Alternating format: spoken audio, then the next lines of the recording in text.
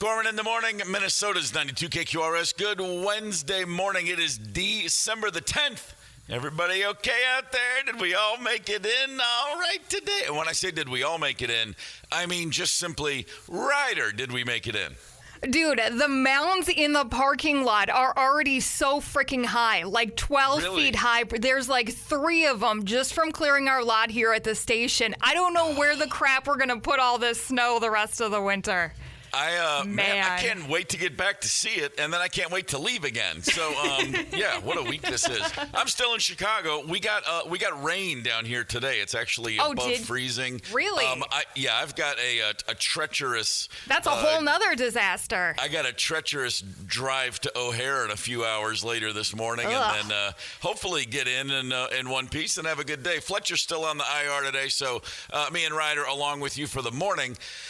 I'm glad to know you made it in safe. I can't wait to see what I've missed this week, but that is neither here nor there because right now we have to focus on the present, and that would be headlines, please, Ryder. I mean, the only headline going on is that frickin' snow. Messy morning in Minnesota. We've racked up several inches.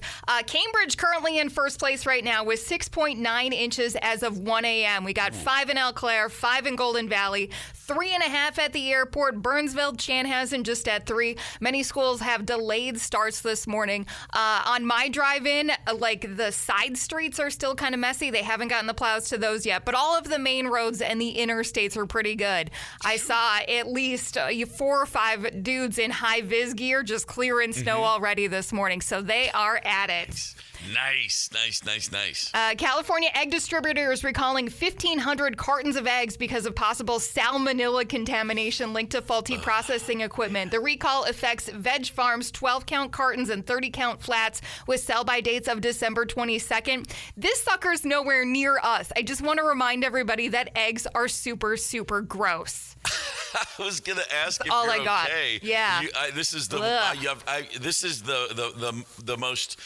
most usage of the word eggs I've ever heard you use in one day. You usually steer very clear of the word. So, nasty. Well done. What a professional you are. Yeah.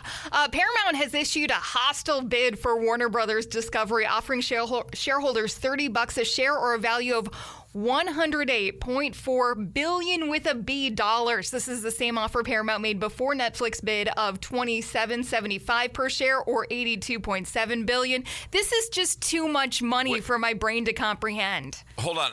Okay, I thought Netflix was buying Warner Brothers, and now that was the announcement, and then Paramount came in and said, no, we're going to buy Warner Brothers? That's what you're telling me? They're calling it a hostile bid. So I think they went around the proper channels, which involves lawyers and negotiators, and just went directly to the board.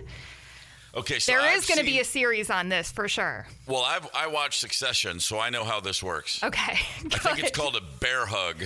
I don't know. I don't know. There was something about a bear hug and a hostile takeover on season 1 of Succession, and that's all I know about these things. Okay, this is another thing I know. Netflix came in and said, we'll buy you for $82 billion, and all I thought was, oh, and we couldn't share our passwords because we were hurting your bottom line. Go piss off, Netflix.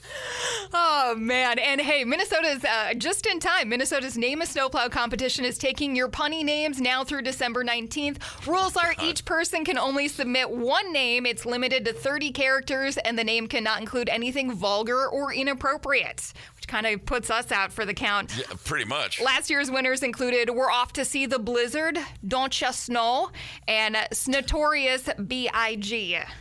Yeah. Oh, man. All right. It's a little early for me to get the pun-o-meter up and running, but I'll have one by the end of the day. Their name in snowplow is in Arizona. This may have jumped the shark. You know what? That's a very good point. Yeah. Although it does snow in Arizona, which always comes as a total surprise to people like me who go there and have no idea that's even possible. Those freaking mountains. And then that's when you end up having to buy something like, oh gosh, I don't know, a $100 Grand Canyon hoodie. True story. Yeah, I can tell. It's always good to check the altitude before you jump into a car wearing shorts. Hey, let's talk sports briefly. Right. Not a lot going on right now, but we do have a few things to look forward to. The Wolves have another couple days off before going to play the Warriors in San Francisco on Friday night. The Wild host the dreaded Stars tomorrow night. Wild sitting on 37 points. The Stars at 47. And still a couple behind the Avalanche. We got our work cut out for us in this division. The Vikings, Sunday night, Boy, this looked like it was going to be a far more alluring game when the schedule was released. Vikings at Dallas Sunday night. The Cowboys, for what it's worth, 6-6-1, still mathematically alive for a playoff spot at 6-6-1. If the Eagles collapse and if the Bears drop a couple, things could go their way. So they will be playing with something to play for. Their defense is shaky, but they can flat out score points. So it's still up to Flores and the D to do their job. Another football note I want to share. This one just always cracks me up. On this day in football history, 1972, Jim Hart of the St. Louis Cardinals threw a pass from his own 1-yard line to Bobby Moore, a man we know as Amon Rashad. Later changed his name. Bobby Moore, at the time, caught the ball and ran and was tackled at the Rams' 1-yard line. That made it an official 98-yard reception without a touchdown. He went from the 1-yard line to the 1-yard line without scoring. I mean, if that's not the greatest, you got to be kidding me, play in NFL history. I love that. Hey, Lake Elmo, glad to have you with us this morning as we roll on along. Plenty of things to get in through today. I'm in Chicago, and I'll tell you all about it. But right now, let's go to Milwaukee, the home of the Violent Femmes. Gorman in the morning, Minnesota's 92 KQRS. I'm in Chicago. I'm heading back to Minneapolis after the show today. Last night was the third and final of the Golden Smog shows for this little run. And it was I sincerely tell you, it was an absolute banger. That's from awesome. Start to finish. Yeah. You had mentioned the show is at a place called the Vic. I think yesterday you said you had never played there before. How was it as a venue? It's great as a venue. I've seen shows there before. I'd never played there. It's a theater. It's like a miniature huge theater. It's like probably half the size of the Orpheum. Okay. Something like that. But it's old, ornate kind of looking, great little boxes on the sides of the balconies. And were there butts in seats? No, not on the floor. The floor's GA. All right, there's some seats. Cool. There's an upstairs. The balcony is seated, and the side little loge, VIP booth thing, whatever you call those things. But it was just a great night, and the two towns. Of course, everybody's like, why wouldn't you play Minneapolis on this little run? Well, room availability, spur of the moment decisions, these things get in the way. But Golden Smog has always been about two towns, Minneapolis and then Chicago. Sure. With Jeff Tweedy's involvement. So it was like a hometown gig, and it just was start to finish. Third show, the first two shows were really good, but last night just had that, if we were now like going on and playing another couple of weeks of gigs, we would be full on fifth gear rolling down the highway. Like all the little things that it takes for everyone's relaxation, confidence to, show itself. Yeah. Like the shows have been good, but last night was the first one you could tell no one was thinking. We're just playing, and it was just awesome. Really, really. It was one of my favorite gigs I've done in a while. I feel really, really happy about last month's gigs, and then this past long weekend has really been extraordinary. Do you think this has anything to do with starting at 7:30 instead of 9 p.m.? You know what? I think it really did. Okay. Yeah, Let's put that on everyone's brain. And it's funny because at the end of the night, as I was leaving the venue, there were some people hanging around, just wanted to say hi and stuff. And every one of them was like, "Man, I just love that 7:30 start." Everybody was in the best mood. We're not 22 anymore. Another quick question: our fancy boss from Chicago with like crap tons of energy had said he might be going there. Did you see him last night? Did he make an appearance? Absolutely not. Really? No. Not only did I not see him, I sent him a ticket link and everything. I didn't even get a text of, "Hey, have a good one." I got nothing. Oh, jeez. I got nothing from nobody. But it was a good time. And as is always the case, we spent the post-gig a few minutes talking about all the shows we need to play now. So hopefully there's some Golden Smog for 26 on the calendar as well, because it was a really good time. I'm just going to reiterate that for Bill, our podcast guy, because he's such a big Golden Smog fan. Minneapolis show. We'll get there. Put it on the radar. I look forward to it whenever that is going to be. Hey, listen, throughout the day today, if you want to share your thoughts on the Luther Westside Volkswagen talk and text line, 651-989-ROCK, we're happy to take your gripes because there's going to be some griping. The snow, the roads, the driving, the mountains of snow, as you referred to, Ryder, in parking lots all around the metro now. Oh, look at you already. We got like 3.5 more months of shoveling ahead. I'm freaking out about where I'm going to put all my damn snow. Those mountains of snow mean other people are working hard. That's what that means. That's that line's open. As I said, 651-989-ROCK. Let us know what's on your mind. Anything you need to report, we're all ears. We've got a Guinness World Record to share with you in a few minutes. A Guinness World Record about tattoos. It's probably not the tattoo world record you are expecting. We'll share that in 5 minutes and 2 songs. Gorman in the morning, Minnesota's 92 KQRS, Wednesday, December the 10th. Good morning, one and all. If you're just getting up and getting out, of course, be careful. Yeah. Watch out for the snow mountains. They're all over the place. Dig out time. A lot of people out there already working hard. Before I forget, the Luther Westside Volkswagen Talk and Text line, we're giving credit to the snowplow guys, and Steven texted in and said, I have no gripes. I know everyone's thankful for the plow guys, but don't forget about the garbage men like me. I will not forget. Boy, if it were up to me, garbage men would make all the money. Dude, right? Nobody wants to do that crap. And let me tell you something. I used to live in New York City, and they didn't go to work for a few days once to prove a point. Ooh, my God. If you think life without garbage men is possible, much less even remotely livable, you got another thing coming. No, I shoveled out my carts last night, so hopefully they're not too bad this morning, because it is my pickup day today. Let's talk about tattoos. The Guinness Book of World Records. The Guinness Book has announced a new world record holder. Not specific, not just like most tattoos on a body. Okay, because I imagine that person is just covered head to toe, like every inch of skin. Who is it? The bassist for Rage Against the Machine, who just has like an entire section of his body is just it's just all green. It's just like olive green. It just looks like he's wearing a green shirt or something. Like it's his whole shoulder and I'm looking at his shoulder. It is the bassist for Rage Against the Machine. He's got it's just solid all the way down the top of his arm over his bicep and everything like that. He dipped his whole shoulder in green paint. Is what it looks like. Yes. An interesting choice, to be sure. I have a good friend named Blue, B-L-E-U. He's a singer-songwriter, a guy who does a lot of incredible soundtrack work and scoring work in Los Angeles. And years ago, his first tattoo was just block letters of the word tattoo. Which I like it. Man, what a commitment. That's the kind of thing I say I would do as a joke, but he went ahead and did it. Mm-hmm. Like the idea that you would get a tattoo that says tattoo. And of course, I also used to say, I'm going to get a tattoo of tattoo. That would be Hervé Villechaize from Fantasy Island, the little guy. The plane. I wanted to have that guy's face on my arm. But I would never actually go through with it. Whereas my friend went ahead with the tattoo. But anyway, there's a gentleman whose name is Funky Mattis. Great name.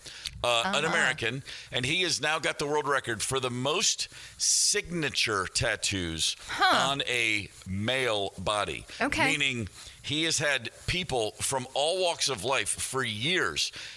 Friends of his, other tattoo artists, neighbors, and then, of course, celebrities as he meets them. He gets people to sign his body and then has that signature tattooed in permanently. I've heard of this, of course, with like rock stars and stuff like that. Yep. Here's a Sharpie, sign my body, and then he goes right to the parlor and tattoos that signature in. So in addition to like his childhood friends and people he knows in his personal life, he's got 50 Cent, Kelly Clarkson, Bad Bunny, Samuel L. Jackson, Will Smith, Michael J. Fox, Floyd Mayweather. I mean, the list goes on. And not only that, he's got other world record holders. There's a woman named Yoti Amge. She's the world's shortest woman. She's the most minuscule human you've ever seen. She has signed his body, and he has had it tattooed. So he goes in for anything. 273 of these signature tattoos on his body.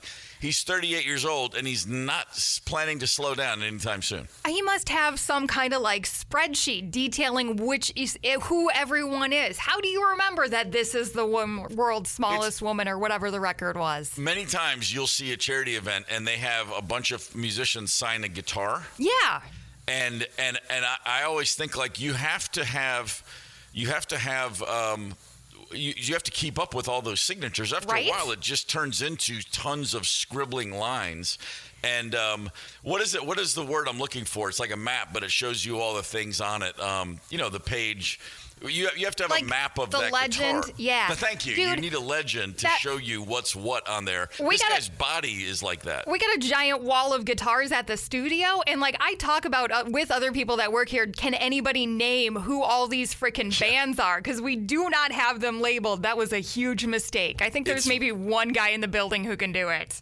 Yeah, I was responsible for a charity thing years ago to have a ton of musicians sign a guitar, and I took pictures of every signature and I built a legend for it because I was like, without that, this is completely pointless. Yeah. And then after probably 30 or 40 people signed, I just stopped keeping up with it. I was like, I don't care. This is too much work. So much for that. A great idea. Wasn't able to really quite follow through with that. But this guy whose name, anybody whose first name is funky, you got to love. He said as a child, his parents used to tell him repeatedly, never get tattoos. Oh. That's not allowed in this family, and then they learned that funny lesson, which is, well, if you want your kid to get a lot of tattoos, make sure you tell him not to never a whole bunch tattoos. as he's approaching adolescence. And he's talked about the fact that this is a whole plan. I'm trying to prove to humanity that tattoos can be a fun and harmless thing. That's a quote. No, you're trying to prove to your parents, buddy. Not you. Most of humanity's cool with it by now. I mean, we've all come around. Yeah. How are your parents cool enough to name you Funky and not cool with tattoos? Exactly. By the way, anybody my age will absolutely remember.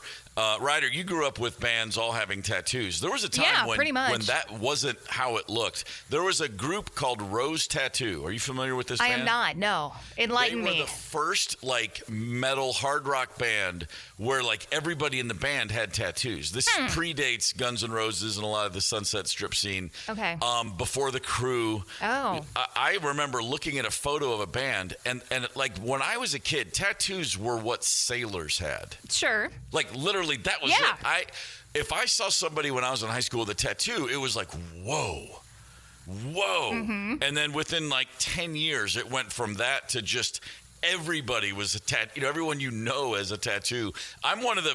I don't have any, and I know so few people that don't have tattoos. I mean, it's like in the music industry anyway, especially it turned into a thing for musicians. And I've been around so many, and I've met a lot of tattoo artists over the years just from association with my bandmates and friends, and I'm blown away. The artistry, I think tattooing is a legitimate art form, and it can be phenomenally impressive and moving and all those things. I just never came around to one where I thought, I got to put that on my body. It's just a me thing. I don't really even give it any thought. It's not a charged decision. I'm just like, I'm good. Yeah. When you meet these tattoo artists, do they want to give you a tattoo because you don't have one? Is it like when you meet a pothead and they want to get you high if you haven't smoked in a long time? Or is it like a deadhead who's like, no, seriously, listen to Amsterdam 72. No, they completely Or they're chill. They would never try to convince. It's like the last thing they would ever think. They're like, if I have to talk to you about it, you don't want a tattoo. That's not what I'm here for. It's like if I have a friend for many, many years who's a dog trainer. He will not involve him. He will not go over and just start talking to your dog. Oh, okay. It's like, yeah. No, that's my job. And your dog being a jerk on a leash is your problem. Yep. He's like, I could fix it, but I'm not going to. Show me the money. Yeah, tattoo artists are kind of like, yeah, whatever, dude. Whatever you need, that's fine. But I'm curious. So, does anybody have a signature tattoo? And if so, was it a plan? Was it like, if I ever meet this guy or this girl, I'm going to get their signature. I'm going to get it tattooed. The signature tattoo is well, in quotes, it's a signature tattoo to have. Yeah. It's like, it's saying something when the guy with the world record, he's just doing it for a point. But there are plenty of people that just have one of those. And I'm curious what the thinking was. If it was a plan, if it was a spur of the moment thing, is it the same as I was drunk and I bumped into, one of the guys from Run DMC, one thing led to another, like I got some Chinese script. I thought it was a Zen saying, and it was actually beef and broccoli. Is it one of those? Yeah. I'm curious. 651-989-ROCK is your Luther Westside Volkswagen talk and text line. Let me know your signature, either in quotes or your literal signature tattoo story. Gorman in the morning, Minnesota's 92 KQRS. We are discussing signature tattoos. A gentleman has now got a Guinness World Record. 273 people have signed his body, and he has then dedicated those signatures permanently by tattooing those autographs, if you will. 273 times. So I'm curious if anybody has a signature tattoo. I've on the Luther Westside Volkswagen Talk and Text line, one word answer, Bigfoot. Oh, please. Man, if you get Bigfoot to sign your ass and tattoo it permanently, you are living large. I chatted with somebody on the Luther Westside Volkswagen Talk and Text line, and this one should be no surprise. The guy goes by Brain. He actually owns a tattoo shop in Harris, and he said he got his mentor, one of his idols, another tattoo artist, Don Nolan, the signature tattoo. Put that in permanent ink. So, yeah, that is like the ultimate sign of respect to me.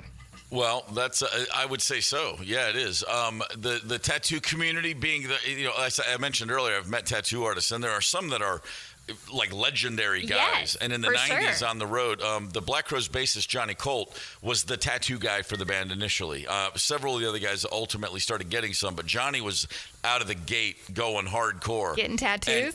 And he was meeting, there's a guy in Amsterdam, Hank, who's Hanky Panky Tattoos, is a world famous place. I love that name. And Hank is a wild character, a Dutch master, if you will. Mm-hmm. And he was around for years. And just a fantastic guy. But through him, Johnny met people. We'd go to any city in the world, and there would be like the dude, would be at the gig.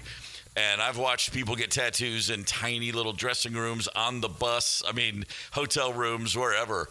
I was around it a lot, and still just nothing ever just hit me like I've got to do that. But the signature thing is interesting because I have seen... Have you done it? I have signed someone's arm, and months later that person comes back and goes, "Here, look," and there it is, tattooed on their arm. No way. Okay, yeah. So when was this, and did they tell you ahead of time it was going to be a tattoo when you did the autograph? It's happened several times, and some people said, and one guy was like, "I'm getting these tattooed," and then someone else said, there was the first time it ever happened, it was a dude, and this was very early, as in like we'd had a record out for like 3 months and we were opening in clubs. We were an opening band in clubs, and a guy came up and it was like right on his shoulder, and he got the whole band and he goes, "Can you guys all sign my arm?" But it was like between the shoulder and elbow, just bicep, tricep area. Yeah. And all 5 of us with a Sharpie signed his arm, and we all thought like, man, that was weird. Never in a million years did it occur to us. We saw the guy a year later, and all 5 signatures were tattooed in, and we were like, no way. And the first thing I thought was, okay, if you'd been sitting with that record for a year or two and you just couldn't get enough of it, that's one thing. That guy the record had been out 3 months. It was like, what is wrong with you? But I'll tell you this is the ultimate. If you ask any member of the band from those days, it wasn't a tattoo. Same thing. First time we ever went to England. The record had been out. So the record came out in February, excuse me, and we're on the road in June. So this is 4 months later. Yeah. We meet a fan, and he comes up, and he is just like, "I love your record so much. It saved my life." And he's very emotional. Wow. And he's like teary-eyed because we have saved rock and roll music. And when people say things like that, you think to yourself, okay, I'm glad that you love the record, but not so sure about that. Okay, but it's a weird thing to hear, especially when it's new and we're all talking to this guy, but kind of looking at each other like, man, this guy's a little over the top. This is crazy. He meets us, and he didn't get us to sign his body, but he got a bunch of autographs, and he told us, he said, "My wife's expecting our first child," and he was like, this child's going to grow up the biggest Black Crowes fan of all time. And we're all like, that's funny. Yeah. Good for the kid. Of course, my first thought is, well, until he gets his own, record player, and then he's going to hate the Black Crowes because you're going to shove it down his throat. So the singer of my band, his name was Chris. His brother was the guitar player. His name was Rich. Sure. And a year later, we were in England again, and this guy showed up, and he said, "Do you remember me?" And we said, "Yes." And he was holding a baby boy whose name was one word, Chris Rich. No. Chris Rich. One word. Oh, man. And we all looked at each other and thought, we need to stay away from this guy. Man, it Chris was like Rich? Chris Rich, one word. What? This kid in freaking school. What do you think he told people? Did he say it was after a band? The kid's middle name was Johnny Jeff Steve. No, I'm kidding. It wasn't. But no, his first name literally was Chris Rich. And we were all just like, wait, hold on, man. And again, after one record, you couldn't wait like 30 years and look at the whole catalog and decide that. You went with one, and you didn't go John Paul. You went Chris Rich. What the hell's wrong with you? What if there's a sophomore slump? What's going to happen? No kidding. Do you understand the pressure we felt going in to make that follow-up record? All right, we're feeling Minnesota. We got headlines, 5 minutes and 2 songs. Gorman in the morning, Minnesota's 92 KQRS. Good Wednesday morning. It is December the 10th. Fletcher's on the IR. Ryder is here for headlines as we're feeling Minnesota. Oh, man, nothing feels more Minnesota from this. The dig out from last night's snowfall is in full force. Thief River Falls is leading the board right now. They have got 8 inches of snow. In the metro, it's Cambridge, 6.9. 6 inches in Otsego, 5 in Woodbury, 3.5 at the airport. Watch out for delayed starts from many schools today.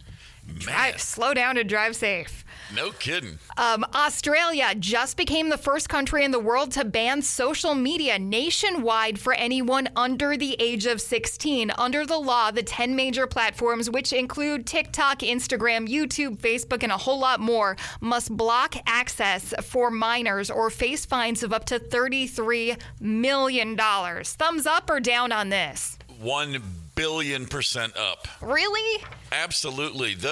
All of those apps, everything in our smartphones is designed to ruin our brains. Okay. That's a fair point. To keep us going back for more. It's dopamine after dopamine hit. And young developing brains, man, it's traumatizing. I fully believe that the people in Silicon Valley should all be there should be an island somewhere, and they should all go invent apps and give them to each other and leave us the hell alone. I say that, staring into an iPhone all the time. But right? But I'm 60. A 14-year-old kid does not need, not to mention the societal pressures that come with TikTok and Instagram and keeping up and knowing what's what. Man, every kid on earth needs to be free of that nonsense. I love it. It'll never happen here. There's no way that with the lobbying power of these companies, it would never work. But in Australia, man, if you can pull that off, bully for you. Okay, real quick counterpoint to that. These apps aren't going away. Social media is not going to disappear. So if they get to the age of 16 and then it's just all bets are off, maybe you should spend a little time like warming them up to that whole idea. Wisconsin does this with drinking. So, well, it's not like these kids are not going to know what these things are. They'll be aware of it. Sure. I would imagine, and I wouldn't be at all surprised if, in fact, part of the education is to prepare them for that eventuality. Like they'll be discussing these things not just with their friends, but with schools and blah, blah, blah. It's not like they're just going to suddenly be thrown into the, fourth gear on the highway right out of the driver's test. But the fact of the matter is developing brains. Listen, as a dad of a kid who's 25. Yeah. Trust me, he is a different human than he was 2 years ago. From 23 to 25, the developing brain is still something you can observe and see very clearly. A 21-year-old should have no... you are not an adult at 21. No, I'm sorry. I agree with that. Absolutely not an adult at 18. Yeah. Make no mistake about it. And as we have learned more and more and more, like when my kids' childhood, so my son started first grade in 2006. So by the time he graduated, like his 12, 13 years of school, what they learned about developing brains was night and day. Like the studies were coming in. Now you had 40 and 50 years of research into developing brains. Look, blah, blah, blah. Long story short, leave those kids alone. I wish I'd held off much longer on giving my kids phones. The good news is at 25 and 23, they're not big social media people at all. Okay, that's fair. And I love that for them, but they got caught up in it in high school. Yeah. And then suddenly, thankfully, both on their sort of own accord were like, hang on, I'm miserable when I'm looking at my phone. And that sort of happened. I'm just thankful that they're not stuck in those little black holes all the time. Okay, let me end this on one thing that I think we can agree is going to be good for people of all ages. More live music. The Minnesota Yacht Club Festival has announced their 2026 lineup as of yesterday afternoon. The 3-day festival on Harriet Island in July will be headlined by the Lumineers, Matchbox 20, and the Strokes. Other highlights include the Black Keys, Semisonic, and Cage the Elephant. Tickets on sale Friday. If it's nice out and I can figure out a way to manage the money, I'd go to this thing. I saw that lineup yesterday, and I was looking at it going, wow, man, that's a all over the place, really good festival lineup. It scratches a lot of different itches. You know what I mean? It's not all one little narrow corridor of music. I was really impressed with that lineup. More excited about some of the undercard than I am some of the headliners. Yep. Yeah, that's what I mean. The more I looked at it, I was like, wow, this is really covering a lot of bases. Really well done. Mm-hmm. Let's talk sports briefly. Nothing really going on today professionally to discuss. The Wolves have a couple days off before they go play the Warriors on the West Coast. The Warriors are 13-12. And the Wolves at 15-9, two teams still trying to figure out what they're going to be this year. The Wild sitting on 37 points, having a fine season. That is still 10 points shy of the Stars who come to town tomorrow night. The always annoyingly pretty solid Dallas Stars. Let's get a win at the Grand Casino Arena, fellas. Norm Green still sucks. Yes, he certainly does. The Vikings are on Sunday Night Football. Hey, JJ. Yeah. Let's go, buddy. You had your big win on Sunday. Now all the lights will be on to see if JJ McCarthy can go back-to-back at Dallas. The Cowboys are still technically, mathematically alive for the playoffs. They're 6-1. But with the Eagles now dropping 3 straight, if the Eagles continue to implode, who knows? Dallas might win that division. So they're still playing. There are stakes on the table for the Cowboys. That's not going to be an easy game by any stretch. I'll look back quickly on sports history. Interestingly, on this day in 2002, for the only time in their NBA careers, Michael Jordan and Scottie Pippen played against each other. Really? What the hell happened there? Jordan was with the Washington Wizards after his second retirement. Yeah. He came out and went to Washington. Pippen was on the Portland Trailblazers. Neither had a great game. Pippen had 14 points, 7 assists, and 5 rebounds. Jordan also had just 14 points. Here's Michael Jordan's quote after. Okay. It was a sad, sad game we played. The unfortunate thing is we can't take our paychecks and just give them to our fans. It was unfortunate that they had to pay money to see it. Believe me, I wanted to come out and play well. His horses were ready. My mules were sick. I'm going to have to take some grief for the time being. Damn. Wow, MJ beating himself up. That's just funny to me that Michael Jordan at pushing 40 is still just like, I can't believe it. It killed him not going out there and dominating Scottie Pippen when he had the chance. Yeah. New Market, glad to have you with us on a Wednesday morning. New Market, Minnesota. We've got an afternoon planned, a late afternoon, early evening hang out in Plymouth, and I would like to tell you all about it, and I will hope you can join us. We'll give you all the details after this from the Foos. Gorman in the morning, Minnesota's 92 KQRS. I am in Chicago, Illinois right now, but I will be back in Minneapolis this afternoon in plenty of time to get out to Loose Line Brewing in Plymouth for a 5:30 listener hang. We are absolutely assuming the roads will all be good to go by then. Looking very forward to getting together with you. Yeah, I'm going to say we will be there unless Loose Line for some reason decides to close this afternoon. Our butts are going to be out there. And even if Steve gets stuck in Chicago today, which I don't know if they're going to get his plane de-iced, I'm still going to drink a beer because I kind of need one. Yeah, I'm gonna go ahead and just say it's gonna be okay. I'm not gonna throw the whole in case thing. I'm just gonna assume everything's on schedule, and even if it's not, denial will carry me through. I have every intention of being there before 5:30 just to be safe. Nice. So come on out and say, hey, we're looking forward to seeing you. Loose Line Brewing, 5:30 p.m. today. Sean Ono Lennon, that would be John and Yoko's son, Sean, who was only 5 when John was killed. Sure. 45 years ago. He is an Academy Award winner. He is responsible for a short animated film called Happy Christmas, War is Over.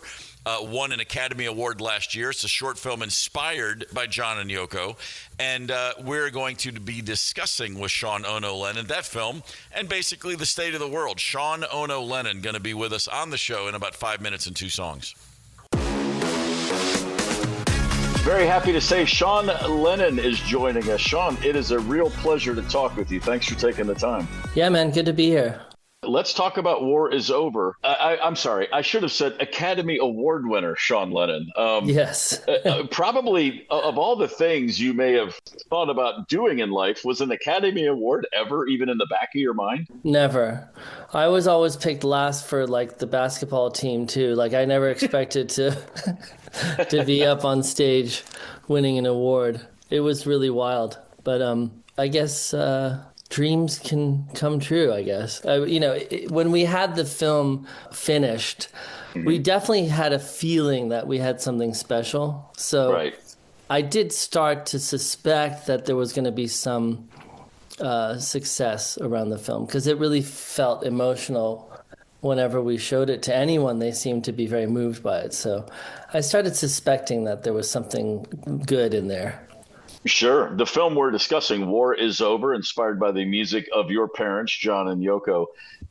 This is something you originally put together a while ago. When did you actually win the Academy Award? That was last year. Mm-hmm.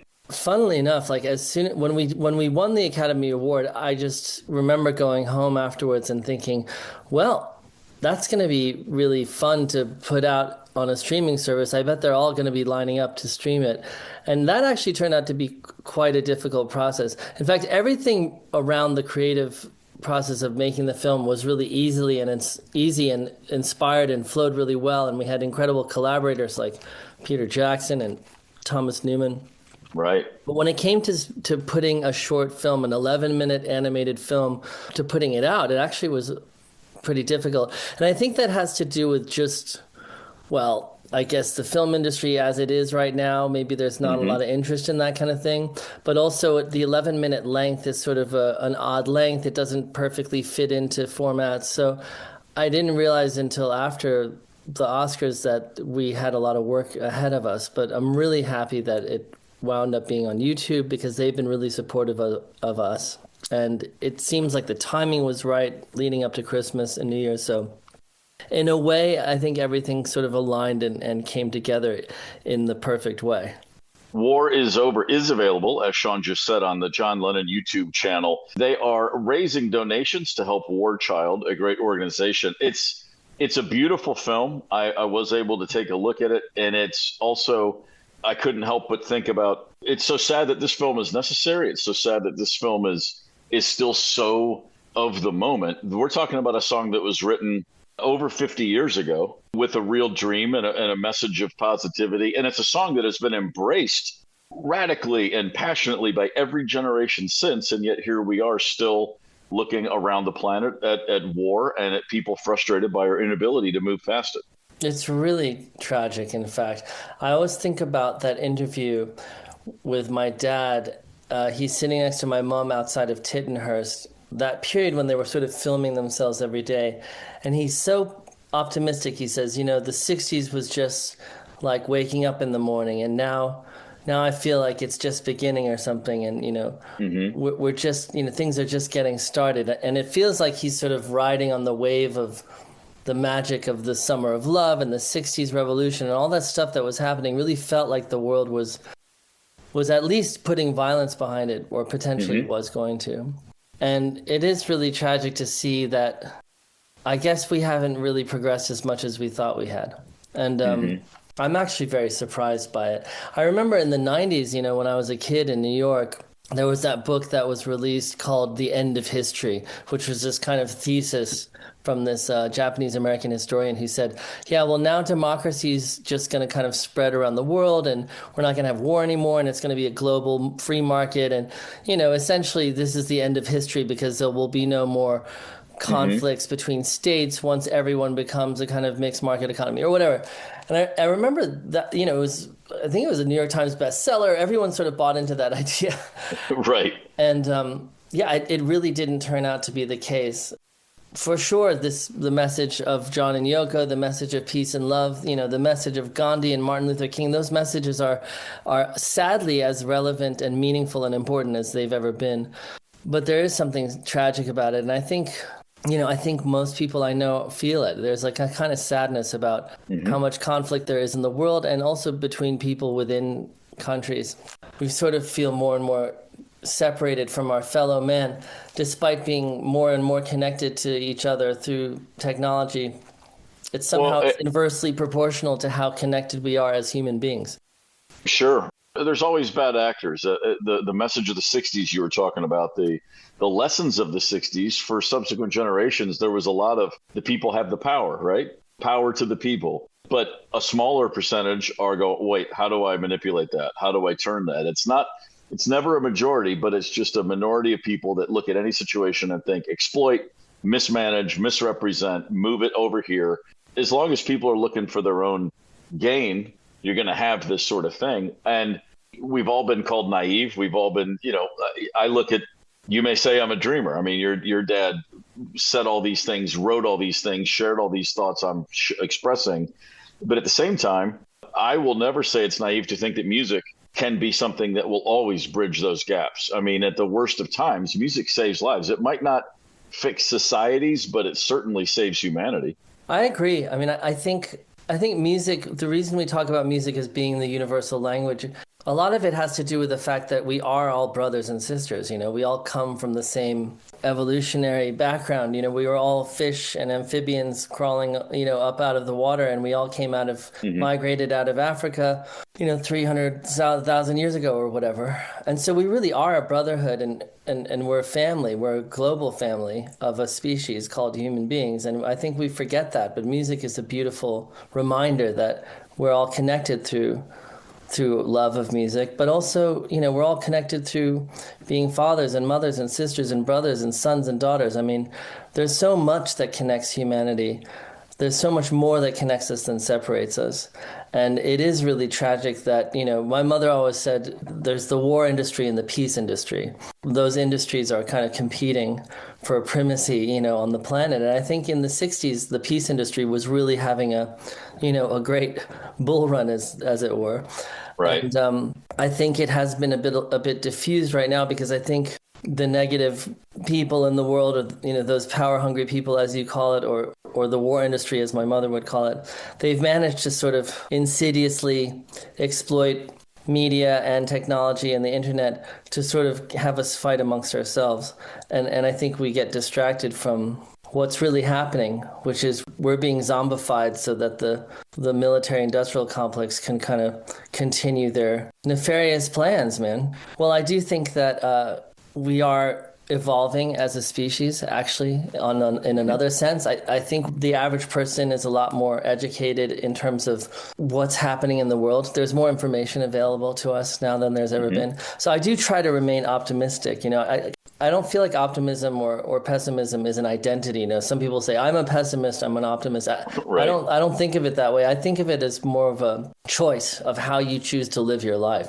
And I think that despite, all the war around the world and how divided every nation seems to be internally at this time, I think we have an obligation to remain optimistic, because I think the way you frame your reality has a huge influence on the outcome of your reality. And I think it's even been proven technically, if you go into, if you're about to try to do a high jump in the Olympics and you tell yourself you're going to fall, you probably will. If you're on a balancing beam, sure, and you tell yourself I'm not going to make it, then you don't make it. So I think it's actually technically and scientifically true that being optimistic has a real effect on your life, a positive effect. So I think we all have a responsibility to remain optimistic in the face of all this negativity around us, because that gives us our best chance of survival. I mean, I really believe that. The message, war is over if you want it, like any great message, it's very simple on the surface, and that simplicity belies an endless depth to it. It really is. Everything you just described, you could wrap up with that. Well, if you want to see it, if you believe it's possible. It's possible. Exactly, and it's deceptively simple because it's really true. It's almost it's funny, and it's easy to roll your eyes at because it's so simple. This idea that, you know, if we chose to not fight, then we'd have peace.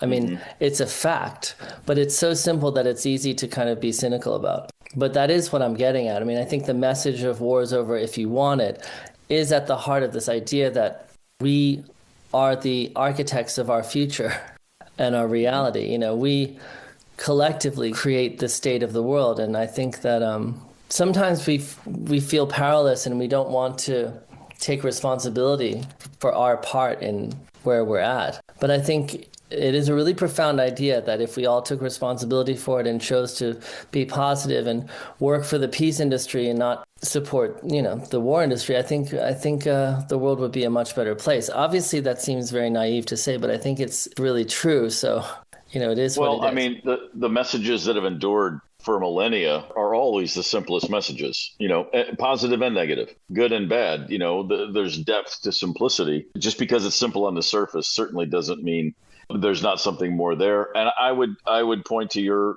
the music your parents made. You can sit down with someone and go, it's just the same chords over and over. It's a simple little arrangement. It's like, yeah. And that's why it's so deep. It resonates. And this song specifically, Happy Christmas, War is Over, that song, I watch it in my own kids when they were little and they would hear it. It's just from the opening moment of the song, you know, rooms go quiet. People hear it. Oh, and it's taken on such great meaning as, hey, it's Christmas time, but it's also at the time it was released, it certainly was a battle cry for peace, if that makes sense. Yeah, and, of course. And this film is a beautiful animated short that you've put together that you've won an Academy Award for and now is available. The John Lennon YouTube channel, you can find War is Over. Sean, did this experience, just on a personal level, putting this short film together, have you done more since? You know, there's a lot of great music that we could put some images to and get messages across. Well, it definitely gave me a little confidence in my ideas, because when I first told people that I wanted to do a short film for that song, a lot of people thought it was a bit overly ambitious. It was an unconventional idea, and I wasn't sure if it was a good idea, in fact, until it was finished. So I think now I feel a little more confidence in trying to attempt things that might be a little outside of the box. And I do feel like as a filmmaker, maybe I do have some valid ideas or, you know, maybe some talent even. So it is something that I'm interested in pursuing, but it's not easy, to be honest. I mean, we could not have done this film without Rita stepping in, without Peter Jackson stepping in and saying he wanted to help us, because, you know, it's not like you can get funding for a film like this. And I tried to fund it as much as I could within reason, you know, but obviously it was technically an unnecessary project. So I couldn't just willy-nilly, you know, invest in it. I tried to as much as, you know, I could afford. But films are really hard to, they're a big risk in terms of investment. Sure. Yeah, I think we happen to be extremely lucky with the sort of goodwill that was and the momentum behind this project. It just felt like the stars aligned. I've never felt anything like that, actually. I mean, you know, I've made a lot of records, I've done a lot of stuff, and there's usually a lot of fun and inspiration, but there always seems to be this struggle where you're kind of like, you know, fighting, pushing a boulder uphill or something. But with this project, it just felt like the goodwill was there. You know, Thomas Newman, who, you know, he was way out of our league in terms of who would score a film like this, and he doesn't do shorts. His love of John and Yoko and of that song is what brought him to do it. So we were very lucky in that sense. And of course, I have other ideas for other projects in the future, but I'm not exactly sure how to pull them off, because also the film industry has become incredibly conservative, actually, in terms of their bravery, in terms of taking chances on things. And, you know, I think we've seen that with Hollywood. It's like there have been so many old brands that have just been rehashed and sort of beat into the ground. And it's because I think investors, you know, producers don't want to take a risk on something that people don't already recognize, So Right. it's a really weird time for film. And, despite that, obviously there's a lot of great stuff that's being made, but I guess this is a very long way of saying I have ambition to do more things. I'm not exactly sure how I will or if I'll be able to. It's funny for people that aren't necessarily in the creative world or not creators. The easiest example is songwriting. People say, how do you write a song? And of course, the songwriter is like, that's the easy part. Yeah. The rest of it is what's impossible. And it gets more and more choked down. And those pathways get narrower with every passing day. For what it's worth, I would say, keep your shoulder to the wheel, man. I hope you can find a way, because it's a fantastic short. War is Over on the John Lennon YouTube channel. And again, they are raising donations for War Child UK, which is, they're helping families that are struggling to stay warm. Kids are not safe. Every donation, there is truly life-saving support to help people in war zones all around the world. It's a glorious goal. It's a wonderful effort on your part and on the part of everybody behind this. I know you're a busy man. It's really a thrill to chat with you, and thank you for taking the time. I'll just say this, Sean. Anytime you want to talk music and just have a more lighthearted, let's talk rock and roll, my man, you are welcome at any. Thank you so much. Thank you, brother. I would love that. Honestly, that sounds fun. Gorman in the morning, Minnesota's 92 KQRS. We can argue John or Paul all day long, but when it comes to Christmas songs, it's a no-brainer. Oh, sure. That one trumps Simply Having a Wonderful Christmas by a factor of a bajillion. Man, that freaking Sean Ono Lennon, he just warmed my icy cold heart with all of his positivity. Dude. What a sweet and very insightful and thoughtful dude he is, man. And I know you might have been distracted during the interview, so I wrote them down. But the band names that I heard drop in there were Nefarious Plans, which I checked. Nice. And there's a band that uses Nefarious, but not Nefarious Plans. And then I like the peace industry, too. Growing up way past when that was a thing, I'd never heard that one before. That's really good. It is really good, the peace industry. And you could spell peace either way. Ooh, you could, yes. Yeah, you could. All right, fair enough. Band names galore. That's how I like it. Yeah, and I can't believe people aren't freaking giving him money to make movies. That's really nuts. Absurd. I know. He's already got the Oscar. I bet he's got another good one up his sleeve. Come on, man. Boy. I'll watch the animated short for Power to the People by John Lennon if he wants to throw that one up next. All right, we're feeling Minnesota around here. We got headlines coming up in about 5 minutes and 2 songs.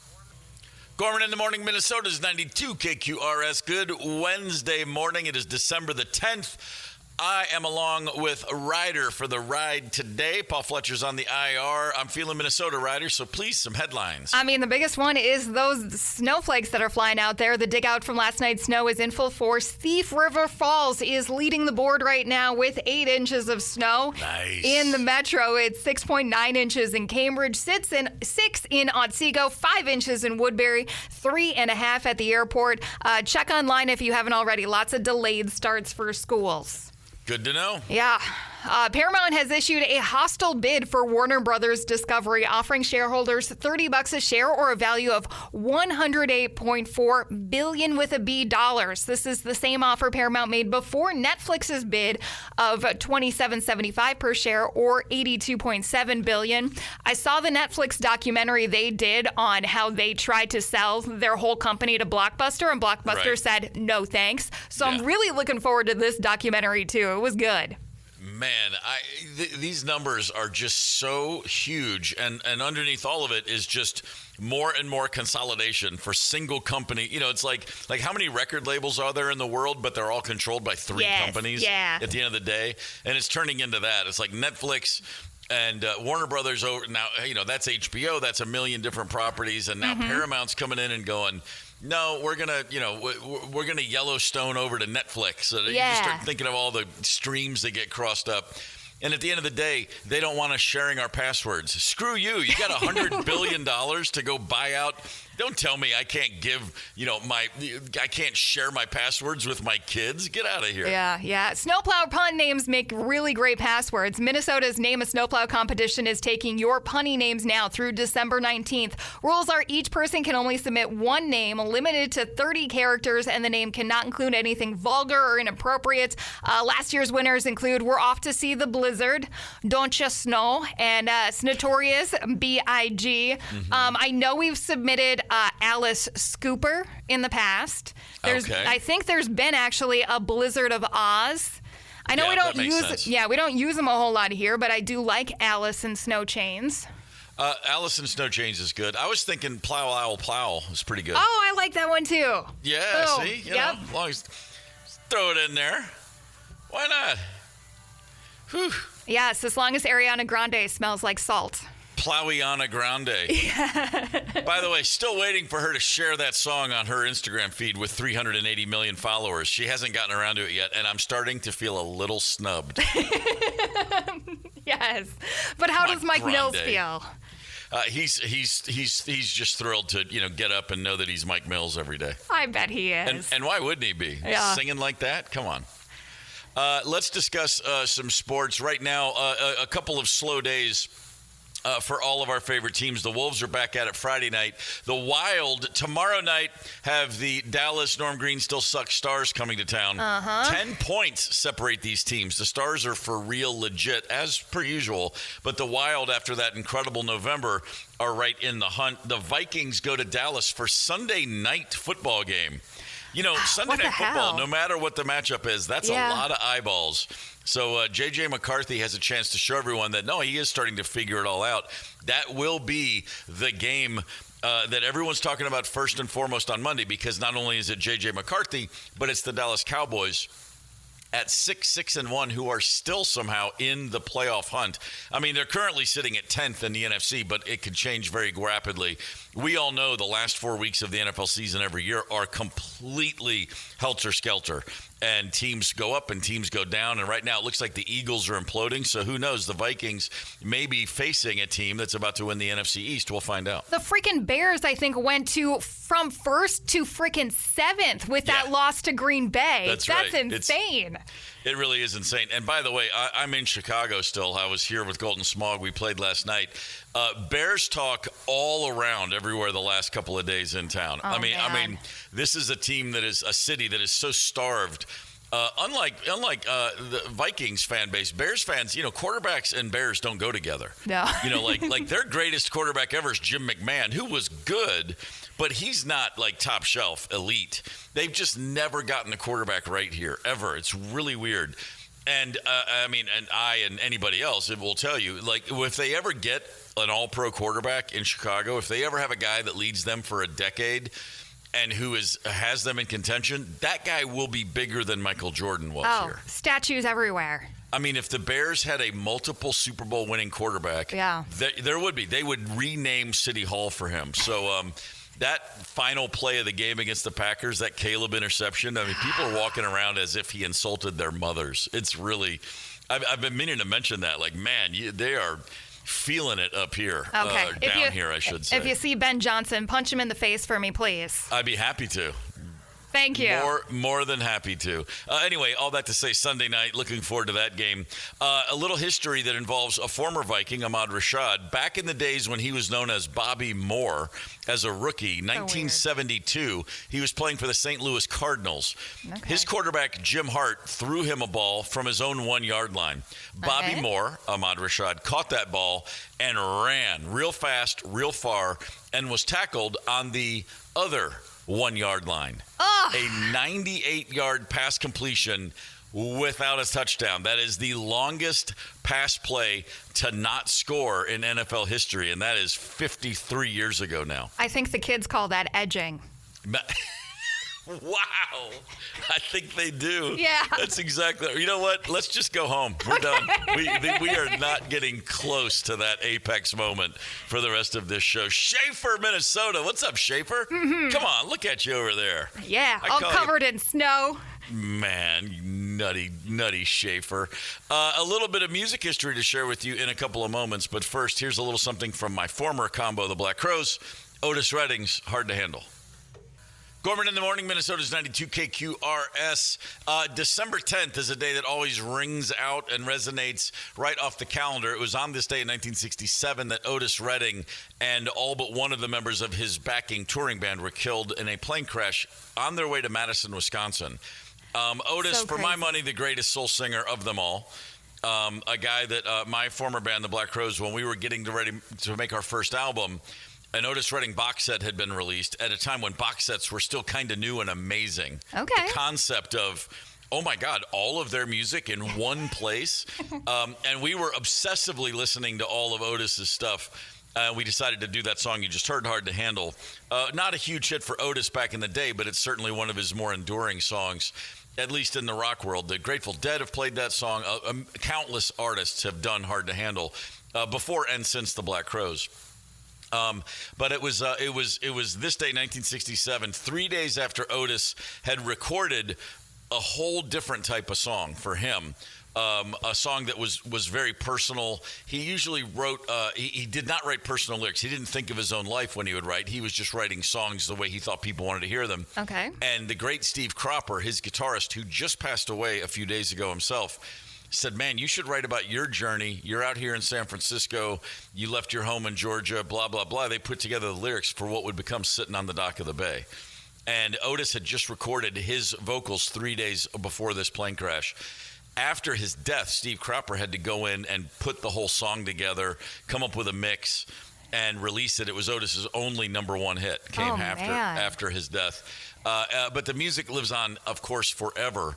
The plane went down in a lake just short of Madison, Wisconsin. They never really even figured out what happened. The pilot radioed to request landing. He was cleared to land, and then it went down. I guess the NTSB had other things on their plate that month. But the great Otis Redding, gone, only 26 years old. And next time you do a deep dive into Otis's music, just think of any 26-year-old you know and go, oh, wow. He had surgery for polyps in his throat, and he was terrified to sing. He was very worried he was going to lose his voice, and he had started to sing in a different sort of part of using different aspects of his voice. And he had, shortly before his death, he'd really dug into, like, for the first time in his life, rock and roll music. He was listening to the Beatles. He was listening to the Stones. He was listening to, like, Jefferson Airplane. He was really expanding where he wanted to take his music, which, of course, just is more heartbreaking to think, where would he have taken that music? I think my favorite Otis song, though, a story. So he recorded and had a hit with his version of the Rolling Stones' Satisfaction. Yes, absolutely. And when that came out, he was performing at the Apollo in Harlem. The Stones were in New York City, and Keith Richards and Mick Jagger are like, oh my God, Otis Redding, we got to go see this guy. Like, they knew, like, he's the man. And they went down and saw the show, and Otis closed the set with Satisfaction, brought the house down, and they go backstage, and they're introduced to Otis. Otis had no idea who the Rolling Stones were. Really? Like, he knew of them, but he didn't know Mick and Keith by sight that's who they were. Someone made the introduction, and Keith, thinking he was being funny, said, hey, I really like that last one you did, meaning Satisfaction. And Otis's response was, yeah, we just put that together. We wrote that in the studio just last week, or last month. And Keith looked at him, and he was like, do I tell him? And he was like, nah, he couldn't correct Otis in his own dressing room. But and the story was, Cropper, or one of the guys in the band, brought it into the studio. They played the song for Otis. He's like, oh, I've heard that, Satisfaction, one of the biggest songs ever. And he goes, yeah, you know what? Let's turn that around. Let's do that. And they just whipped it up in the studio, like on the spot, did a version, and ended up being a hit. And in Otis's mind, yeah, we just wrote that. It's pretty great. So even Keith was like, yep, you know what? Go ahead. Take it, man. That's yours. Oh, yeah. One of the greatest. In my opinion, the greatest, man. And again, only 26 at the time of his death. Kind of astounding. And and by the way, I always feel a debt of gratitude. The guy gave me a career by handing us Hard to Handle the way that we, he didn't hand it to us, but he put it out in the universe. We grabbed it, and the rest was kind of what it was. All right, so coming up on this very show, NATE ABSHIRE is going to join us, a very funny man, a friend of the show, and recently, for the first time, a new dad. We'll check in with Papa Nate. That's in about 5 minutes and 2 songs. Gorman in the morning, Minnesota's 92 KQRS. The Replacements, a band from Minneapolis, Minnesota, with Alex Chilton right there. Alex Chilton from Memphis, Tennessee, and otherwise parts unknown. Speaking of Minneapolis, Minnesota, Acme Comedy Club will be celebrating New Year's Eve with a co-headline show. Brian Miller and our buddy Nate Abshire. They are at Acme New Year's Eve, as well as January 2nd and 3rd, the Friday and Saturday weekend. And Nate is on the horn with us right now on Gorman in the Morning. Nate, good morning, brother. Hey, how are you cuties doing? We're good, man. What a blessing for you. You actually got to stay home and call us. Originally, you were going to come into studio, but I guess the snow was looking out for you. Yeah. That's honestly pretty clutch. Yeah. It's rare that things that people do. It'd be like if your boss calls you and was like, "Hey, man, we got some snow. Just don't even come in today." Yeah. Who's your favorite morning show producer? It's this girl, isn't it? I have to decline to answer that. Nothing better than having can't a play plan favorite. canceled. Nate, since we last spoke, anything new in your life? Yeah, I've got a new baby. That's right. Damn. We were wondering how everything's going over there. How you feeling?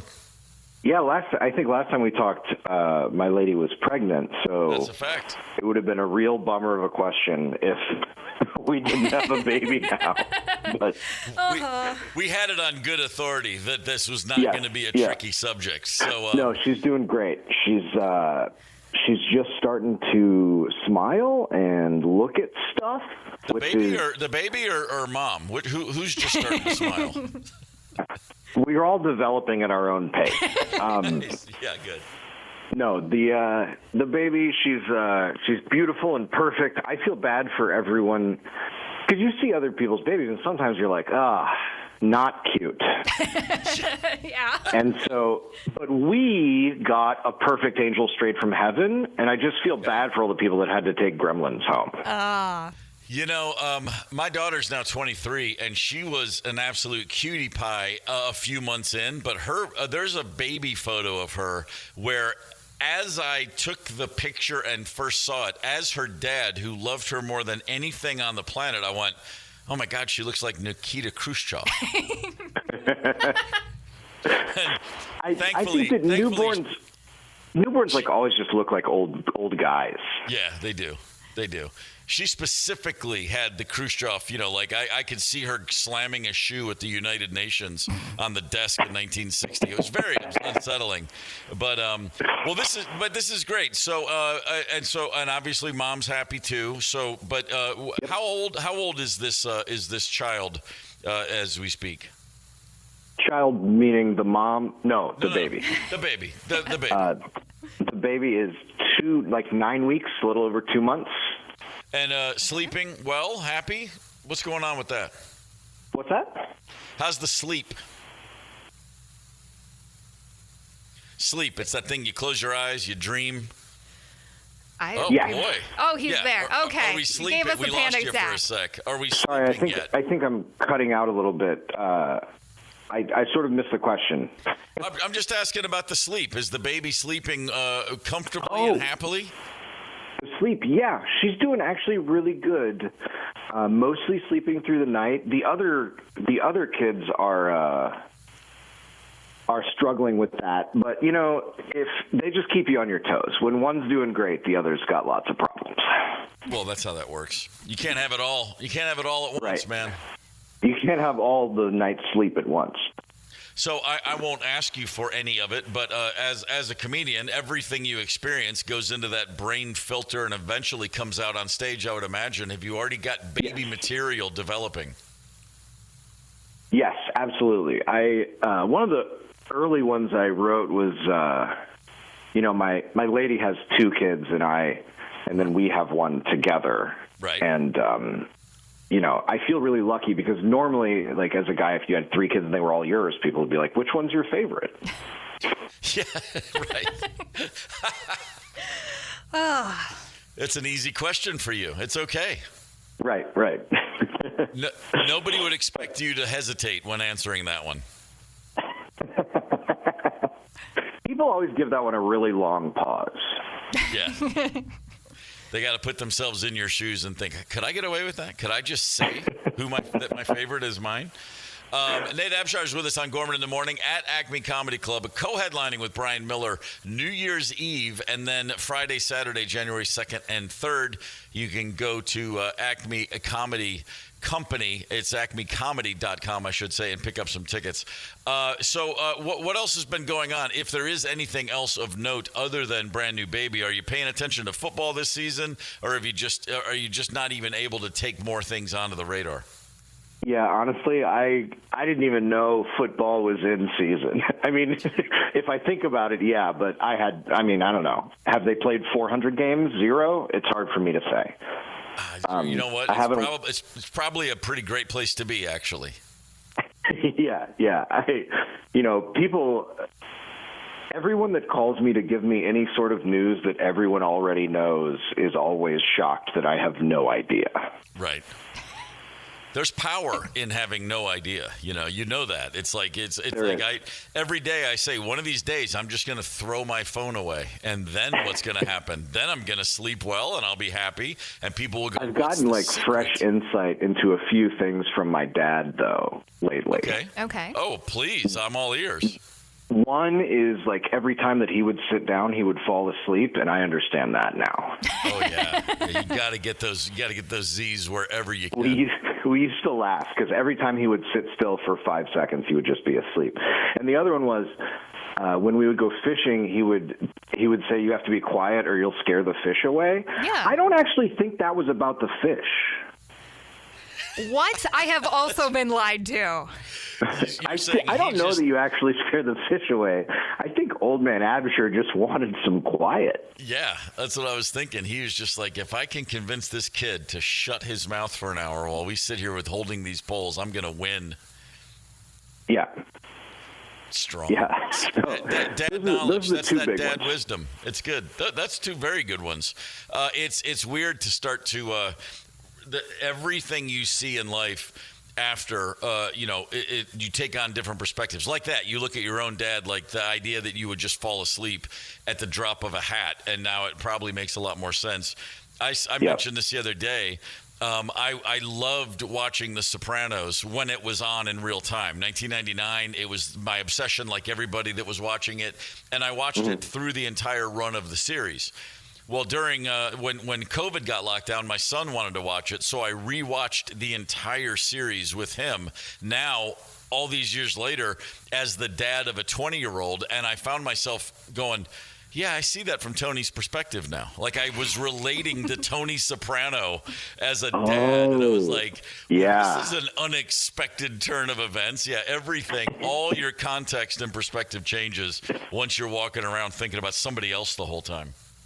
Yeah, that's been a real shell shock for me. Is I was called at a doctor's appointment. I was called Mr. Abshire, and I was like, my dad's not here. Yeah, exactly. That's right. Man, just wait. I look forward to you as a preschool or especially like kindergarten dad, and the conversations you're going to have with other parents, and you will, as they're happening, be thinking, I can't believe I'm having this conversation, but I actually want to know what's going on with that kid's shoes, or whatever. Like the stuff you talk about that you can't believe is actually now of interest. It's great. Yeah, I actually just thought, I've been thinking recently about conversations that I want to have with other parents. And one of the ones is I think it would be really fun at like whatever kind of parent thing to try and get people to admit that they would have taken the money from Michael Jackson. Okay. Or I could just be like, I'm like, come on, man. 1 kid, 1 night. Oh, no. 7 figures. You wouldn't do it? Wow. I mean, that buys a lot of therapy. Right. That's you could be like, you could get the best therapist and still have some left over. Man. Nate Abshire with us at Acme. So you and Brian Miller co-headlining New Year's Eve and the 2nd and 3rd of January. Are you guys, how does that work? Do you flip a coin for who goes first and second? Do you arm wrestle? What's the protocol on that? Usually we'll just trade off. Yeah, I assumed, but I thought maybe there's a mano-a-mano, like, leg wrestling grudge match or something more fun. I'm sure that there's going to be some sort of, the last time we co-headlined, there was a bunch of shenanigans in general, but we might flip a coin. Usually I just let him. The thing is if you tell Brian Miller no, you never hear the end of it. So I just let him pick, and then I get it. We all know that guy. Yeah, we all have a guy I got like friends that. like that. Sure. My money is on you in arm wrestling, Nate. And we're going to have Brian on the show next Monday. So. Oh, you could totally take him. You could wipe the floor with him. And when he's here, I'll say the same about him versus you. Make no mistake about it. I don't know. Those newspaper guys have real forearms. Oh, yeah. What, are you kidding? Make no mistake about it. Nate, all the best, man. It's great to talk to you. Happy to know everybody's happy and healthy, and you're rolling along. New Year's Eve and then January 2nd and 3rd at Acme. Go see Nate and Brian. It's always a pleasure, my man. Thanks for getting up early. Thanks so much. Thanks for having me on. Y'all have a good day. You too. See ya. Okay, fair enough. I like the, I like the fact that you have a kid and you still have to even go darker with the new comedy material. Right. It's important to resist the light at all times.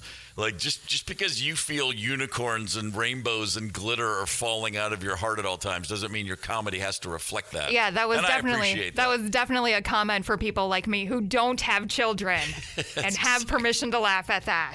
That's exactly right. All right, so hey, we got a little bit of time left in the show, and in fact, oddly enough, I got a bolt. I got to run, so we have just enough time for the last word. Gorman in the morning, Minnesota's 92 KQRS. All right, I got to hop. I got to head a flight. And it says it's still on schedule, right? Nice. I'm excited. I don't believe it, but I'm going to pretend it's all going to be easy. I will be at Loose Align Brewing in Plymouth at 5:30. Ryder will be there. You should be there as well. We're looking forward to seeing you. Today's last word, Marcus Aurelius, a Roman emperor from 161 to 180, and just happened to be a Stoic philosopher. Okay. And Marcus Aurelius left behind a whole lot of fascinating and really insightful things to say. Here's just a quick, simple one I like. If you are distressed by anything external, the pain is not due to the thing itself, but rather to your estimate of it. And this you have the power to revoke at any moment. He's like Mark Twain in a toga.